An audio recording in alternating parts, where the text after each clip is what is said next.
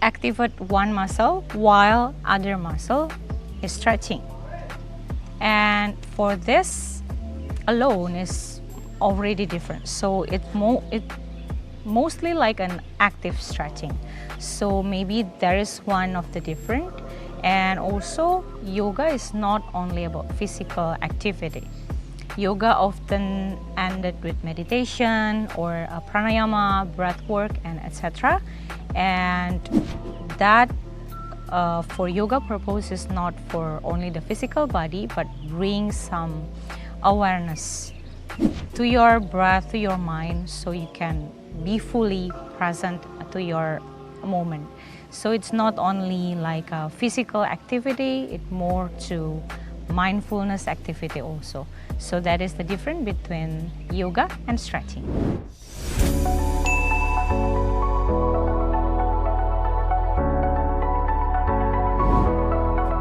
For the second question is, can I do yoga when I have limitation? Now that yoga has brought to the West, it's big and there are a lot of yoga therapy. So my suggestion, if you have limitation, whatever it is that you have, you might want to seek a healthcare professional. So consult first before you do the yoga practice, and also find a qualified yoga instructor. So they know what to do with your condition, and also find a qualified yoga instructors so they can form a practice that really align with what you need. And also if you have a limitation, use props as much as you need and really bring awareness to your breath, because people with limitation, whatever it is the limitation, either it's physical or mind, sometimes the breath is really important. So emphasize that the breath is really focusing on that. Whenever you feel comfortable, release from the pose. Whenever you need a support, find a support. And whenever you have a question, asking question to the instructor is really important. And nowadays there are a lot of therapy, also yoga therapy. So find another yoga therapy instruction. So I hope that your practice will be maximized for you and you can get the benefit from yoga practice. I really hope that you can enjoy the practice today, everyone, surrounding by this beautiful view of Candi Prambanan Temple. And I'm going to close the session today. Stay tuned to TVRI World. I will see you next time. Namaste.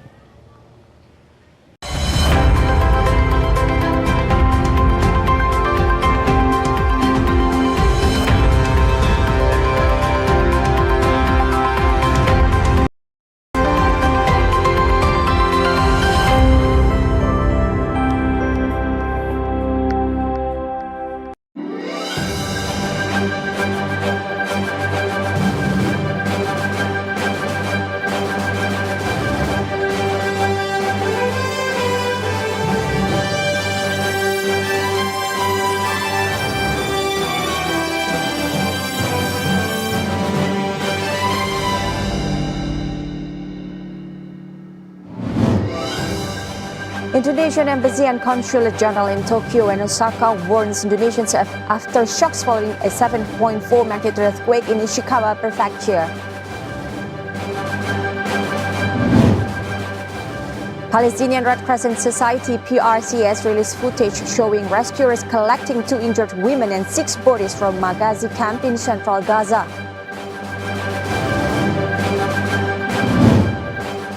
Celebrations held around the world, marking arrival of 2024 in various fashions, including firework display, artistic performances, and light show.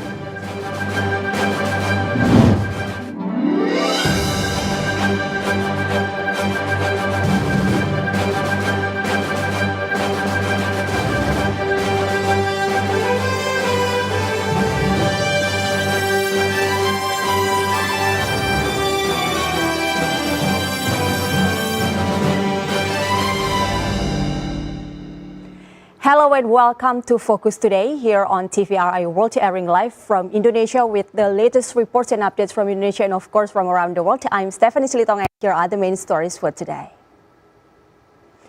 A 7.5 magnitude earthquake hit Japan and has triggered a tsunami warning. Ministry of Foreign Affairs conveys that currently there are 1,315 Indonesian citizens living in the earthquake center and they are advised to remain alert. An earthquake with a magnitude of 7.5 hit Ishikawa Prefecture in Japan on Monday, January 1, 2024 at 4:10 p.m. at local time or 2:10 West Indonesian time.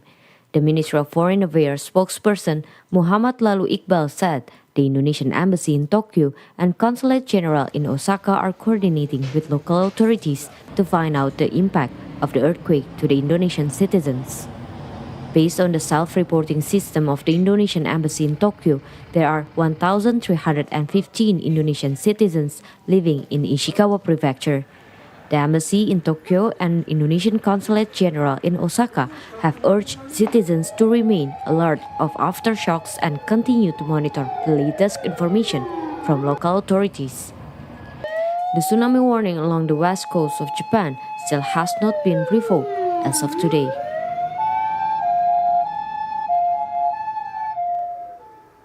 Tsunami hit Japan, particularly in Ishikawa, Yamagata, Niigata, and Toyama. Thousands of Indonesian citizens live in Ishikawa. The government is preparing to send aid to affected residents. The Indonesian ambassador to Japan, Heri Ahmadi, said the earthquake that hit Japan has caused waves of up to 5 meters high in Ishikawa and 3 meters high in Yamagata, Niigata, and Toyama.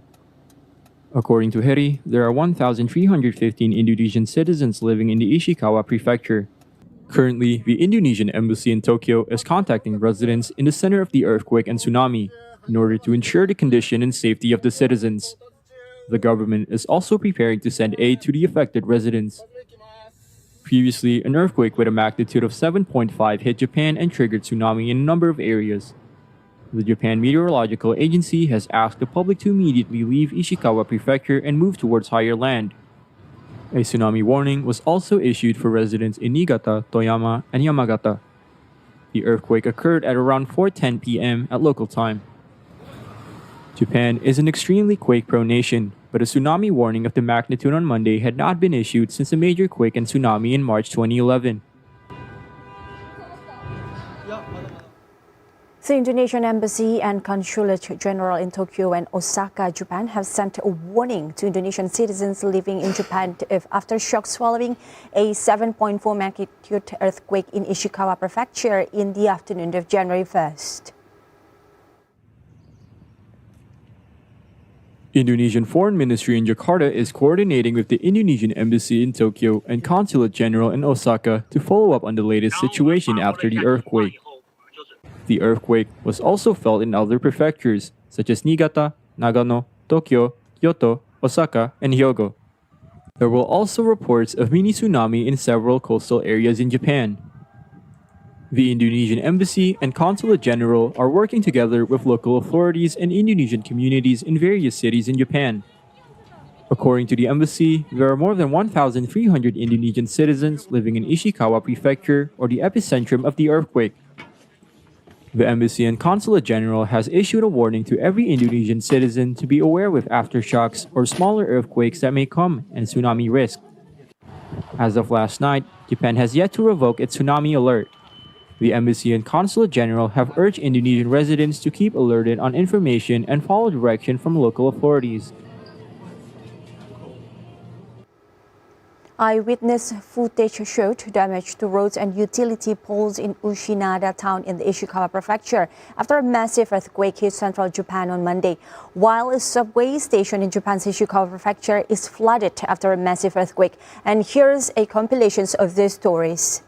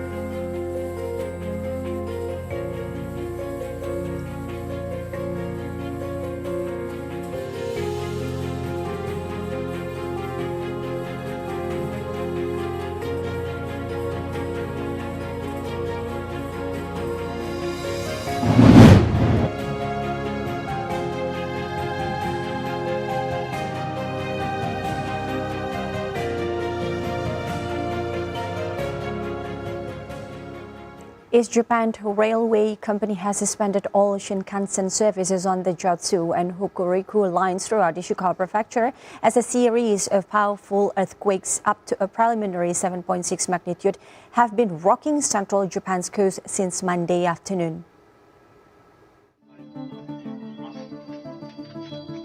Currently, there is no prospect for resumption of operations, according to the Japanese Railway Authority.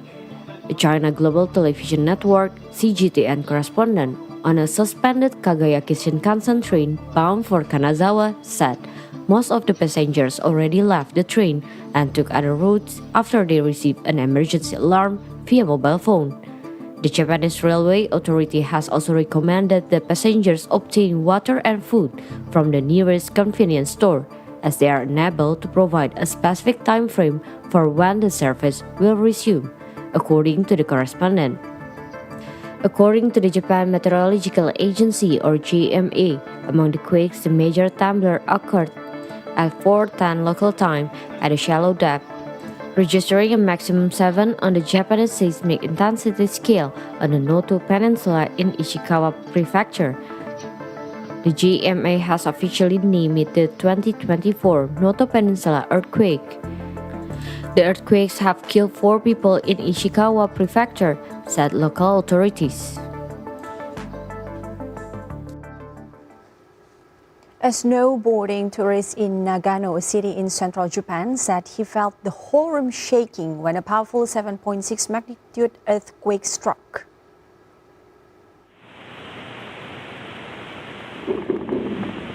Baldwin Chia was in his hotel room in the Hakuba Alps when the first tremors hit. I'm here with a group of snowboarders here in Nagano in the Niigata province. We're here up in the mountains. In the Hakuba Alps hotel. I think we just experienced a 7.5 earthquake. Pretty massive, if you ask me. So the whole room was shaking, the TV was shaking. I had to keep everything on the table. I did feel safe in my room though, but everything else was shaking. The Japan Meteorological Agency or JMA has issued tsunami warnings for the coastal prefecture of Ishikawa, Niigata, and Toyama, marking the first major warning since the March 2011 earthquake and tsunami that struck northeastern Japan. My friends were outside, still outside, so my first instinct was also just to text them to see if they're okay. Definitely, I was asking about the avalanches, and I think I didn't receive any notifications of that, so I think it should be fine. But definitely, it is quite scary. Definitely, when you hear about earthquakes in Japan, you wouldn't expect one. Evacuation warnings have been issued to residents in some areas on the west coast. More strong quakes in the area where seismic activity has been simmering for more than 3 years could occur over coming days, a JMA official said. Eyewitness footage of a destroyed house on the side of a road in Ishikawa, Japan after a powerful earthquake, while eyewitness footage captured Oyama Shrine shaking during a powerful earthquake in central Japan. Eyewitness footage shows a house reduced to rubble on the side of the road in Ishikawa after a powerful earthquake struck central Japan on Monday. The quake triggered warnings for residents to evacuate some areas on its west coast, knocking out power to thousands of homes and disrupting flights and rail services to the affected region. And in Kanazawa, the footage shows people fleeing the quake gathered outside the shrine in Kanazawa, a popular tourist destination in Ishikawa. The quake triggered warnings for residents to evacuate some coastal areas, knocking out power to thousands of homes and disrupting flights and rail services to the affected region. Also from Hakui, the quake with a preliminary magnitude of 7.6 killed at least 1 person, destroyed buildings, knocked out power to tens of thousands of homes, and prompted residents in some coastal areas to flee to higher ground. The Japan Meteorological Agency issued tsunami warnings for the prefectures of Ishikawa, Niigata, and Toyama. A major tsunami warning, the first since March 2011 earthquake and tsunami that struck northeastern Japan, was initially issued for Ishikawa, but later downgraded. A magnitude 7.6 earthquake in central Japan has caused a massive fire that has destroyed over 100 buildings and houses in Wajima City, Ishikawa Prefecture. Most of the fire has been contained, but flames and white smoke still can be seen rising from several areas on Tuesday morning. Meanwhile, firefighters are working to rescue local people who are believed to be trapped under a 7-story building that had collapsed from the quake. Thousands of army personnel, firefighters, and police officers from across the country have been dispatched to the worst hit area in the relatively remote Noto Peninsula.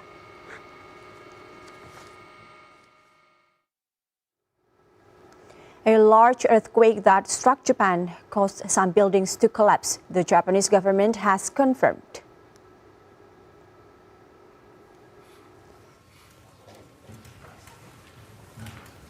Japanese Chief Cabinet Secretary Yoshimasa Hayashi said that officials had received reports of collapsed buildings with trapped individuals in the Ishikawa Prefecture, where the magnitude 7.6 earthquake took place. Hayashi added that authorities were still assessing the full extent of the damage, including whether any were caused by a tsunami. The Monday earthquake triggered the first major tsunami alert since 2011.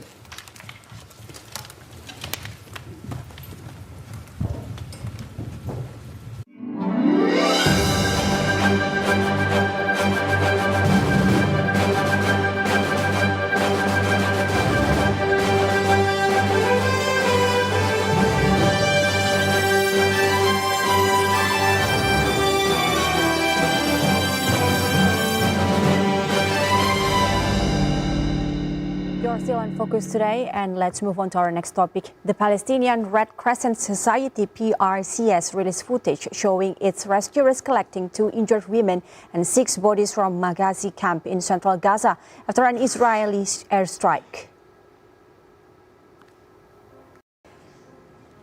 PRCS also released aerial footage it says shows a new tent camp set up by PRCS and the Egyptian Red Cross for displaced Gazans in Khan Yunis. The camp can accommodate 300 families of PRCS staff, and it will later expand to 1,000 tents that will shelter other displaced civilians, according to PRCS. The locations and dates of the video were confirmed with the PRCS spokesperson, Nabal Frost.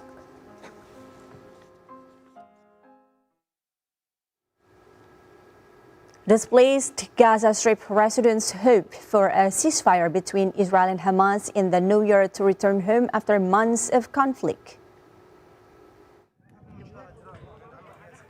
The number of Palestinian deaths caused by Israeli attacks on the Gaza Strip has risen to over 21,000, with more than 56,000 injured, the Ministry of Health in Gaza said on Sunday.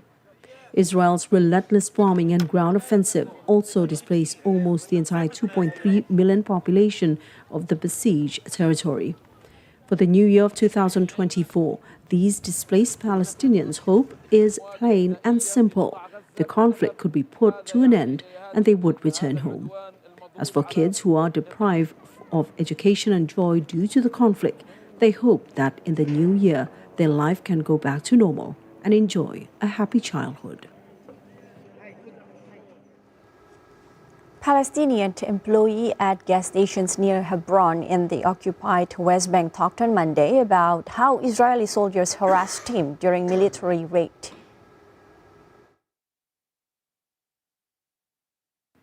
CCTV footage recorded on Saturday showed Israeli soldiers pointing their guns at gas station employee Ahmed Aburkub and asking him to lie on the ground face down, with one soldier kicking him while he lay and another soldier deliberately stepping on him on the way out. Aburkub said that soldiers harass them on an almost daily basis because the gas station is close to a military watchtower and on the road between Palestinian villages near Hebron. The Israeli army issued a written statement reading that the behavior exhibited by the soldiers in the video was severe and not in accordance with the IDF's values. They added that the incident was being investigated, and following that, a decision regarding disciplinary action would be made. Thousands gathered in Istanbul, Turkey in the first hours of the new year to protest against Israel's war in Gaza. Drone footage of the event showed crowds on Galata Bridge in the city holding banners and flags in support of Palestinians amid the ongoing conflict in the enclave. In December, Turkish Foreign Minister asked his U.S. counterpart in a call to use influence over Israel to halt Israeli attacks on Gaza and the West Bank, a Turkish diplomatic source said. Turkey supports a two-state solution to the decades-old conflict and has harshly criticized Israel, calling for a full ceasefire and for Israeli leaders to be tried in international courts for war crimes, and slammed Western support for Israel.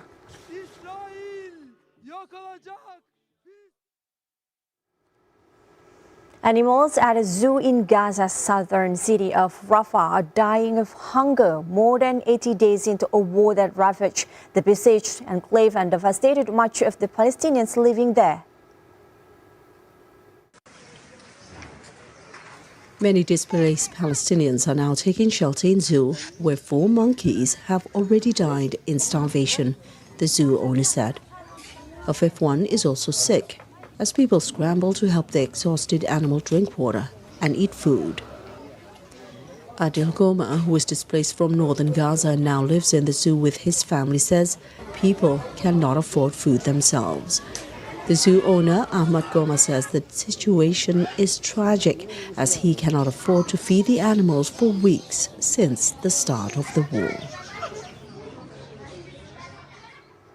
For the new year, the wishes of Palestinian children at a Rafah tent camp for the Palestinians displaced from different parts in Gaza are simple: to stay alive and witness an end to the war gripping Gaza since October 7th. For the children, life in the camp is particularly hard. They lack access to basic life necessities, including food, water, and proper shelter. Asked what they wish for 2024, one girl, 11-year-old Layan Horara, said she wished she wouldn't die in 2024. The UN Agency for Children, UNICEF, described Gaza in December as the most dangerous place in the world to be a child. Palestinian health authorities in Hamas-run Gaza says Israel's offensive has killed more than 21,800 people, including thousands of children.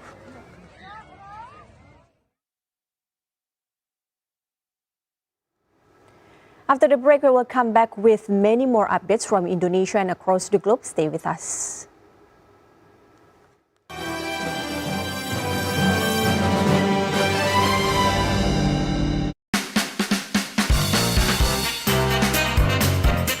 Hi, I'm Devini Hermawan. I will tell you why you should taste gado-gado as one of the most iconic Indonesian cuisine.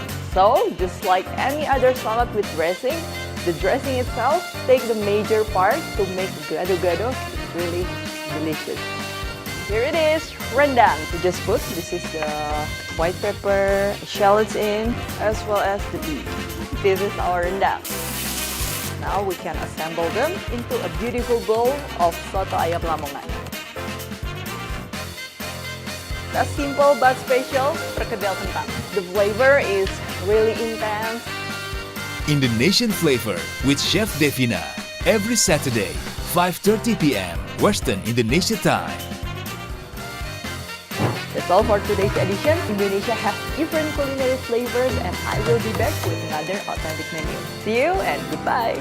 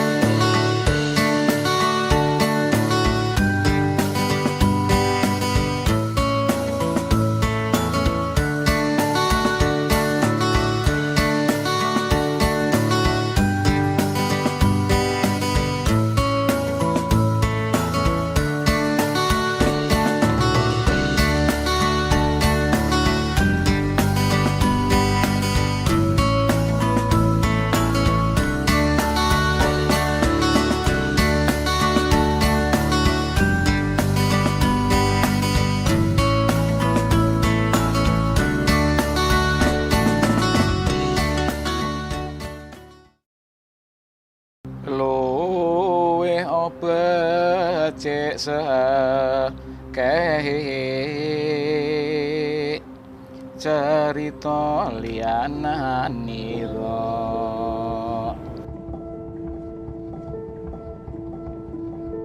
Lontar Yusuf is a narrative poem about the life of one of Islam's most popular prophets, Prophet Yusuf. Lontar itu naskah, dan kebetulan ini banyak orang bilang itu naskah kuno. Sebetulnya awalnya lontar itu ditulis di daun lontar medianya itu. Sekarang teknologi itu semakin canggih hingga disalin ke media kertas.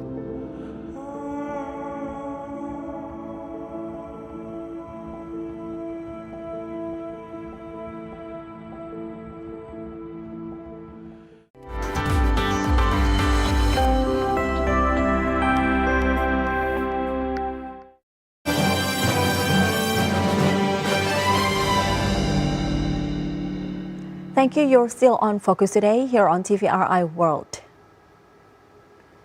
Acting Region Chief Sumedang Herman Suryatman declared a state of emergency after a 4.8 magnitude quake struck the region on Sunday. Untuk rumah yang rusak ringan ada 100. The government of Sumedang Regency, West Java, announced a state of emergency on Monday after a shallow quake during New Year's Eve destroyed nearly 250 houses. Acting Regent of Sumedang, Herman Suryatman, said that the state of emergency will at least be in effect for 7 days, starting from January 1st to 7th. The state of emergency enables wider outreach with multiple governmental bodies, as well as funding access. Herman said that the situation in Sumedang is relatively under control following the quake, but warned residents to remain vigilant on aftershocks as well as other natural disasters like floods and landslides. Acting Governor of West Java, Triadi Mahmudin, said that a magnitude of 4.8 earthquake struck Sumedang Regency on New Year's Eve, causing 248 houses damaged and 456 people evacuated. After inspecting the impact of Sumedang earthquake at Sumedang Regional General Hospital, or RSUD Sumedang, on Monday, Acting Governor of West Java, Triadi Mahmudin, said that based on data received, there are 138 houses with minor damage, 110 houses with severe damage, and 456 residents evacuated due to the earthquake. Reports suggested that 11 people suffered minor injuries, with 2 of them being treated at RSUD Sumedang and Santosa Bandung Hospital. Bay said that a total of 108 patients who are being treated at the hospital had to be evacuated and treated in the front yard of RSUD Sumedang. The other 45 other patients were treated at the backyard of the hospital. Bay said that all the patients continue to be treated intensively, prioritizing the safety of the patients and conducive or calm situations. Bay explained that the earthquake that hit Sumedang occurred 5 times, namely on December 31st, 2023 and pre-dawn of January 1st, 2024. After the third earthquake, or its peak with a magnitude of 4.8 at 8:30 p.m., the quake recedes gradually with a magnitude of 2. National Police Polri Traffic Corps Head Inspector General Aan Suhanan has ensured that the tunnel on Cisumdawu Toll Road is safe for vehicles passing through post-quake in Sumedang Regency, West Java.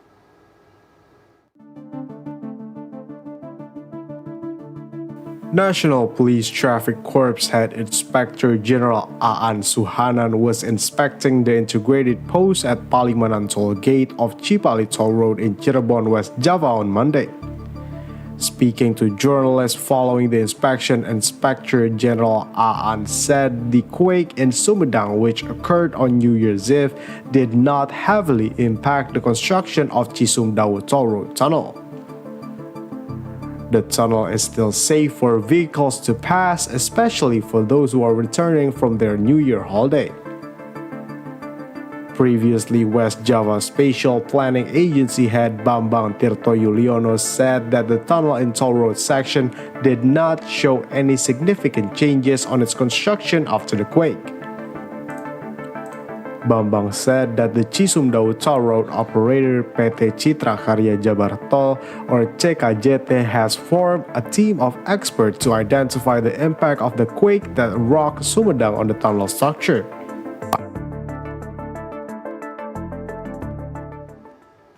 Head of National Disaster Mitigations Agency BNPB Lieutenant General Suharyanto ensured the people's safety will be the main priority in the handling of the impact of the earthquake which hit Sumedang Regency, West Java on Sunday. The head of National Disaster Mitigation Agency or BNPB, Lieutenant General Suharyanto said the agency would deploy all available resources and personnel in handling the impact of the earthquake. Suharyanto explained that all actions have been taken timely in accordance with procedures. This is because a joint team has taken mitigation measures and increasing preparation during Christmas 2023 and New Year 2024 holidays. Regarding the ongoing emergency response, Suharyanto has requested all related parties to provide basic needs for the residents affected by the earthquake.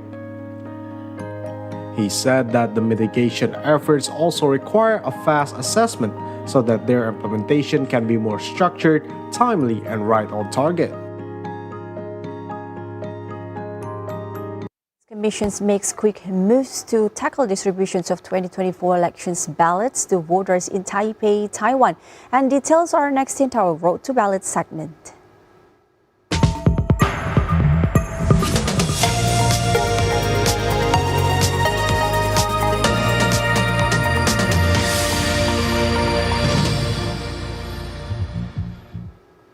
The General Elections Commissions made quick moves to tackle the distributions of the 2024 elections ballots to voters in Taipei, Taiwan, which will be sent by mail from January 2nd to 11th. KPU Commissioner Idam Holik said in Jakarta the ballot distribution was an effort to maintain public trust on election organization. He was optimistic that the people will be able to have a comprehensive understanding on the recent incident of earlier punched ballot papers in Taipei. Idam added that KPU Chairman Hashim Ashari has conducted a press conference to explain the incident. The ballots that have been sent to voters in Taipei have been declared as ruined and will be marked upon returning to Overseas Election Committee or PPLN. At the same time, the replacement and unsent ballots will also bear special markings to differentiate them from the previously sent ones.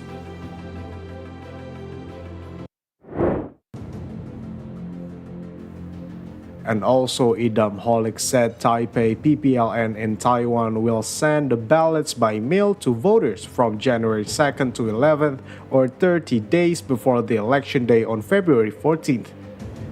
He said that the ballot distribution was in line with the KPU regulation on voting and ballot counting in the election. Idam hopes that the ballot distribution can run smoothly. Jakarta Elections Supervisory Agency Bawaslu Jakarta says public can file report if they find alleged violations during the elections campaign period that will end on February 10th. Chairman of Bawaslu DKI Jakarta Munandar Nugraha said in a statement if public found any suspected violations during the campaign period, they can report or give information to Bawaslu Jakarta, Bawaslu at Regency Cities level, and Election Supervisory Committee or Panwaslu at sub-district level. Apart from reporting directly to Bawaslu at various levels, Munandar said that the public can also report or give information regarding suspected violations through WhatsApp center services of Bawaslu at the provincial and Regency City levels in Jakarta. Munandar said that upon receiving initial report of alleged violations, Bawaslu Jakarta and relevant election supervisory authorities will conduct an investigation. This action is a part of a series of election supervisory measures to seek, discover, and collect evidence as well as facts. Thus, Bawaslu can prove then decide on the accuracy of the allegation reported by the public, including electoral violations.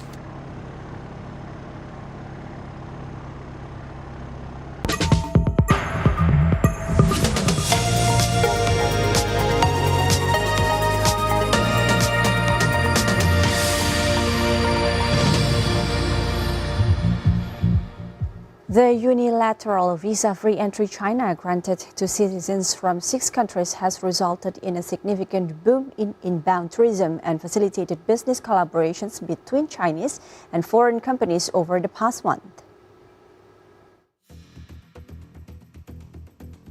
With the visa-free entry policy effective from December 1, 2023, ordinary passport holders from France, Germany, Italy, the Netherlands, Spain, and Malaysia can enter China visa-free for business, tourism, visiting relatives and friends, and transit for up to 15 days. The Shenzhen Bao'an International Airport in South China's Guangdong province has witnessed a surging number of travelers from the 6 countries since the policy took place. Even in the early hours of the morning, the international arrival hall is bustling with visitors. Since the implementations of the unilateral visa-free policy, the number of foreign tourists entering China has significantly increased. With the end of year-end holidays in Western countries, insiders expect a peak of the inbound and outbound travel. To cope with it, airlines have increased the number of flights to the visa-free countries. Hundreds of Kosovars rushed to Pristina airport to travel to EU countries after visas for Europe's open border Schengen zone were waived. Kosovo was the only country in the Western Balkans whose citizens still needed visas to travel to the EU, many of whose members are part of the program. The Schengen area allows more than 400 million people to travel freely between member countries without going through border controls. Though requirements from EU member states and domestic disputes have delayed the process in Kosovo for many years.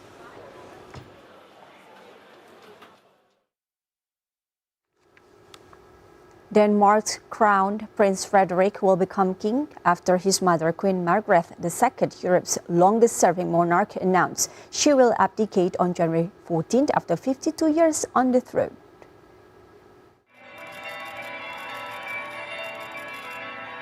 The 83-year-old queen, who ascended the throne in 1972, made the surprise announcement on live TV during her traditional New Year's Eve speech, which is viewed by many of the country's 5.9 million people.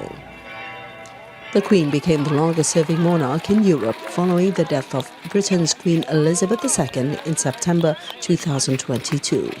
In July, she became the longest-sitting monarch in Denmark's history.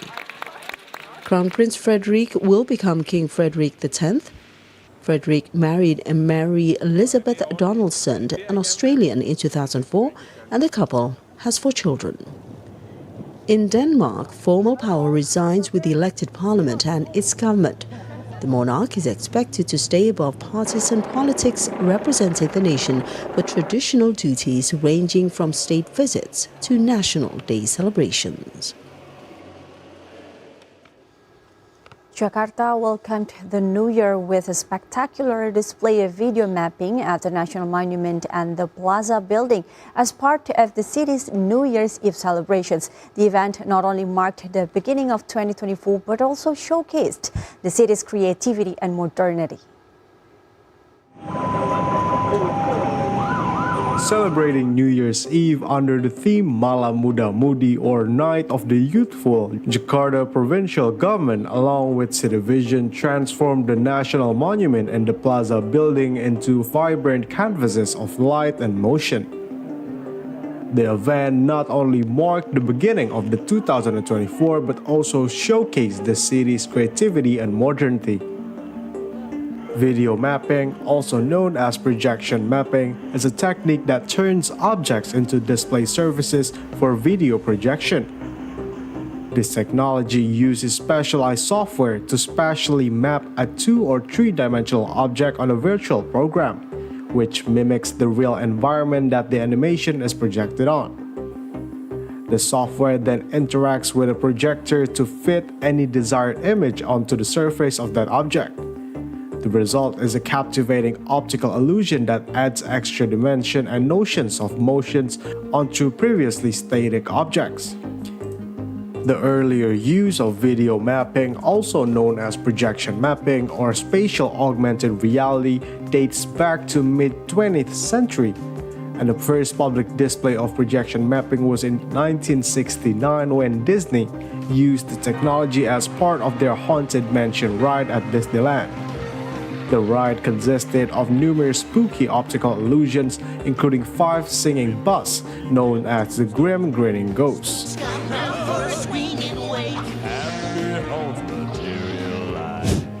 The technology really started to gain traction in 1998 when the University of North Carolina Chapel Hill started studying projection mapping.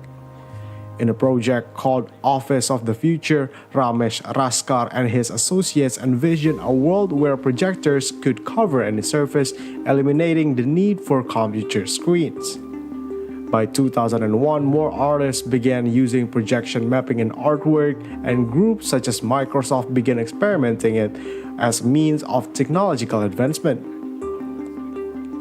Video mapping has grown in popularity over the years and is now commonly used to enhance artistic performances in concerts and theater, provide an atmosphere for product launches, animate corporate events, and create immersive experience at cultural heritage sites. The technology has also been used in advertising, where it can add a wow factor to marketing campaigns. Please stay with us because after the break, we will come back with many more updates from around the world.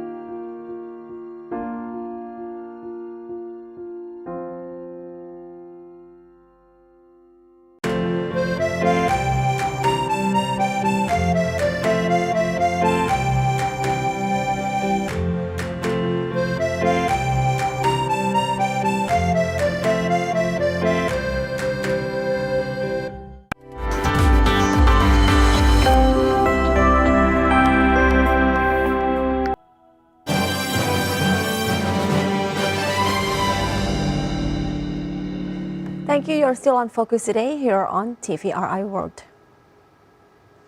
State-owned railway operator TVRI has recorded an increase in return flow of train passengers after Christmas and New Year holidays starting from Monday. Meanwhile, state-owned airport operator Angkasa Pura II predicted that return flow in its 20 airports would occur today until Thursday.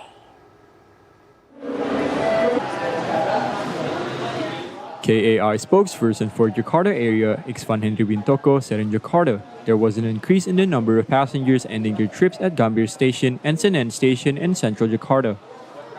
The company recorded over 15,000 passengers stop by at Gambir Station, while at least another 15,000 ended their trip at Senen Station. However, the company also recorded an increase in the number of passengers who departed from Gambir Station and Senen Station to other cities compared to regular days. There were more than 10,700 passengers departing from Gambir Station with a total of 40 trips, while at least 21,000 passengers went from Senen Station with 34 trips. As of Monday, the company saw more than 910,000 passengers departing and arriving at Gambir Station, Senen Station, Jatinegara Station, and several other stations in the Jakarta area. Meanwhile, Angkasa Pura II Operations Director Agus Haryadi said in a statement, according to the company's projection, there will be at least 935,000 passengers returning from their holiday through its airports today until Thursday. From the total number, there will be 615,000 passengers arriving at the Soekarno-Hatta International Airport in Tangerang, Banten during that period. The Soekarno-Hatta is the biggest airport in the country and the main international gate to the capital city of Jakarta. Angkasa Pura manages 20 airports in various regions across the country, including the Soekarno-Hatta Airport. Agus says, in total, there will be around 245,000 passengers arriving today, January 2, at all its 20 airports. The Soekarno-Hatta International Airport Immigrations Office is tightening monitoring of crossing line at the airport during the return flow of Christmas 2023 and New Year 2024 holiday travelers. Head of the Soekarno-Hatta International Airport Immigration Office, Subeki Muldi, said the peak Christmas and New Year holiday season is prone to immigration violation that must be anticipated. For that reason, Subeki said his team has increased monitoring at the immigration checkpoint during the Christmas and New Year holiday period from 15 December 2023 to 7 January 2024. The immigration office also instructed some officers to directly manage the passengers queue at the Autogate crossing section. The Soekarno-Hatta Immigration Office recorded 13,257,357 people traveling during the period of 1 January to 20 December 2023 through the airport, or an increase of 78% than the previous year.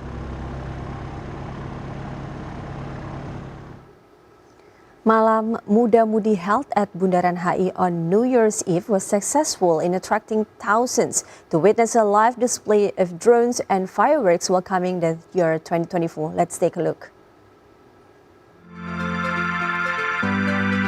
New Year's Eve at Bundaran HI was filled with thousands of people eager to celebrate the arrival of 2024. The event featured a spectacular display of 500 drones, dancing fountains showcasing Indonesia's diversity, and a dazzling fireworks show above the city sky. Certainly, this New Year's celebration was particularly festive after the COVID pandemic, heightening people's enthusiasms to participate in the celebration.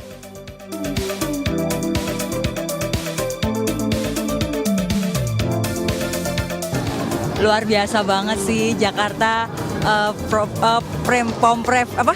Pemprov DKI menyajikan seperti ini tuh benar-benar luar biasa. Jadi bikin daya tarik masyarakat untuk datang ke sini yang tadinya sepi kan, jadi lihat sendiri kan orang tumpah ruah di sini, jalan aja tuh sampai kita tuh gerak aja tuh susah banget.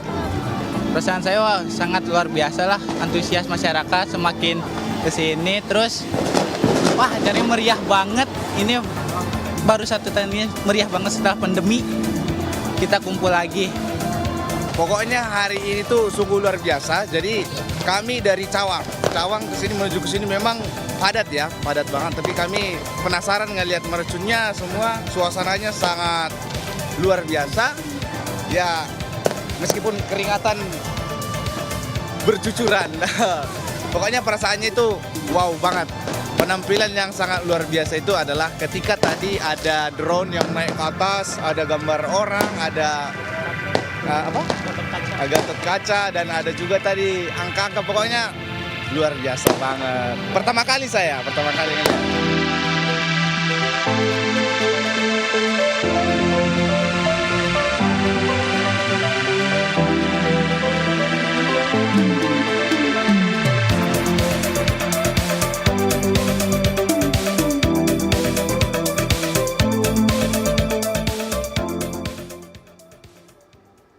The traditional Kukali swim in Opatija, Croatia is a popular event that marks the start of the new year.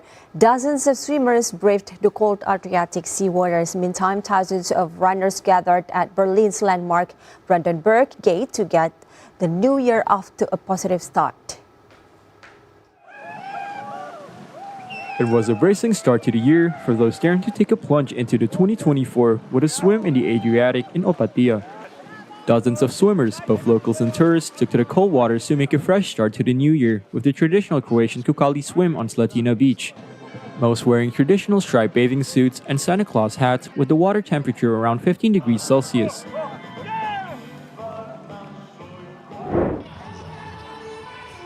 Meantime, in its 51st edition, which brought in 4,238 runners, the run began at the landmark Brandenburg Gate and continued down the famous boulevard Unter den Linden to the city's cathedral and back again, a circuit of 4 kilometers. For many people, trading in the traditional New Year's Day hangover by getting into the spirit of their fitness resolutions, it is also a chance to shake off world worries and be in good company.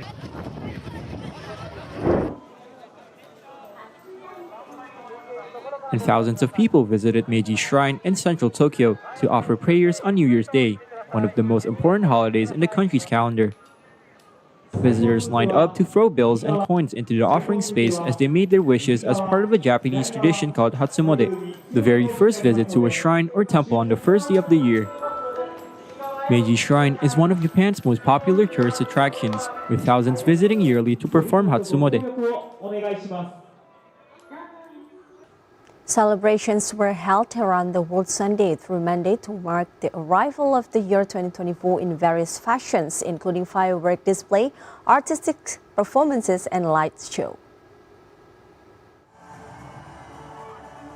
Dubai's Burj Khalifa showcased Happy New Year in various languages on its LED screens, followed by a grand display of over 15,000 fireworks, lights, and music. In Nairobi, residents welcomed the New Year with fireworks, while Budapest skyline sparkled alongside the ringing bells of St. Stephen's Basilica. Crowds gathered in both cities to celebrate the onset of 2024. New York's Times Square Countdown is a renowned New Year's event, with early arrival enjoying performances from famous artists and local talents. Rio de Janeiro's New Year's festivities, the city's second biggest annual celebration, attracted around 4 million people to neighborhoods like Copacabana Beach. Travelers, many dressed in white to honor the sea goddess Imancha, counted down the final seconds of 2023, hoping for her blessings of peace and love for the new year. The Shenzhou 17 crew on board China's orbiting Tiangong space station vowed to do well in the constructions and maintenance of the space station after watching President Xi Jinping's New Year address on Sunday night. The Shenzhou 17 manned spaceship was launched into space on October 26, sending 3 astronauts Tang Hongbo, Tang Xingjie, and Jiang Xinlin to space station combination for a 6-month mission. Commander of the Shenzhou 17 mission, veteran astronaut Tang Hongbo, stated that President Xi mentioned her mission of the Shenzhou spaceship in his New Year address. They felt their mission is glorious and the responsibilities are heavy.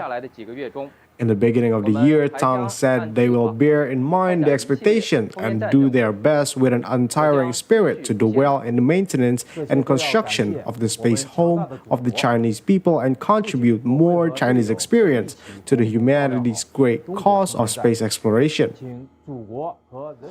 Indonesian football team players optimistic with performance in upcoming AFC Asian Cup 2023 in Qatar. Details are next in our sports highlights.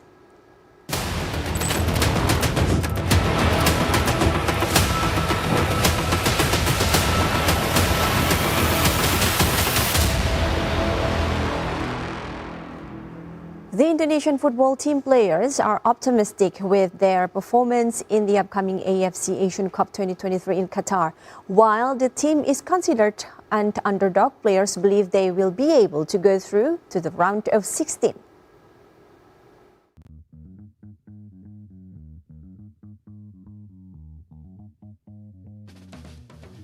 In a statement published on the website of Indonesian Football Association, PSSI, center-back player Januari Amat said on Monday that Indonesia had the ability to advance and progress further in the AFC Asian Cup 2023.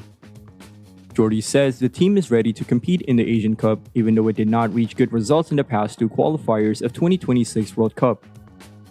In the previous World Cup qualifiers, Indonesia lost 1-5 to Iraq and played a tie 1-1 with Philippines. Currently, the Indonesian team is undergoing training sessions in a football training center in Antalya, Turkey. Januari Amat has just arrived at the center last Wednesday after recovering from a shoulder injury during a game he played for Malaysian club Johor Darul Takzim. The Indonesian football team will compete in the Asian Football Confederation AFC Asian Cup 2023 held in Qatar from January 12 to February 10 this year.